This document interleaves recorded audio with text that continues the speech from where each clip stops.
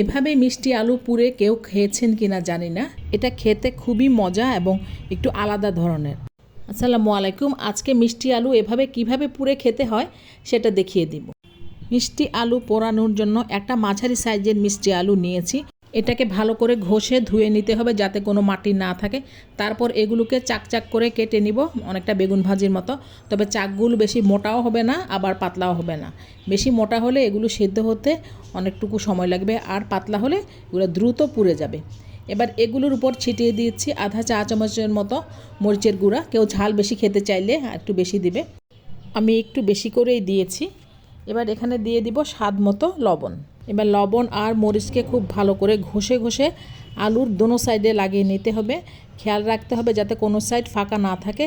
এভাবে আস্তে আস্তে দোনো সাইডেই মরিচ আর লবণ ভালোভাবে মেখে দিতে হবে। এক টুকরো আলুর সাথে আরেক টুকরো আলু এপাট ওপাট ভালো করে ঘষে ঘষে নিলে দোনো সাইডেই ভালোভাবে মরিচ আর লবণ মাখানো হয়ে যাবে। চুলায় একটা তাওয়া বসিয়ে দিয়েছি। এবার তাওয়া গরম হয়ে গেলে মিষ্টি আলুগুলোকে চারিদিক থেকে সুন্দরভাবে বিছিয়ে দিব। সবগুলো আলু বিছানো হয়ে গেলে একটা ঢাকনা দিয়ে এগুলোকে ঢেকে দিব সিদ্ধ হওয়ার জন্য। 3 থেকে 4 মিনিট পর ঢাকনা খুলে মিষ্টি আলুগুলোকে উল্টে দিতে হবে। এই সময় আগুনটা মাঝারি আঁচেই রাখতে হবে, খুব বেশি আগুন দেওয়া যাবে না। বেশি আগুন দিলে আলু সিদ্ধ না হয়ে আলু নিচে দিয়ে পুড়ে যাবে। তো আবারও ঢাকনা খুলে আলুগুলোকে উল্টিয়ে পাল্টিয়ে দিলাম। এভাবে 3-4 বার উল্টে পাল্টে দেওয়ার পর আলুগুলো দোনোটা সাইড যখন পোড়া পোড়া হয়ে আসবে চুলাটা বন্ধ করে নিতে হবে। আলুগুলো হয়ে গিয়েছে, এবার এগুলোকে তুলে নিচ্ছি একটা প্লেটে। খুব মজাদার সহজ এই নাস্তাটি আপনারা সকলেই বানিয়ে খাবেন।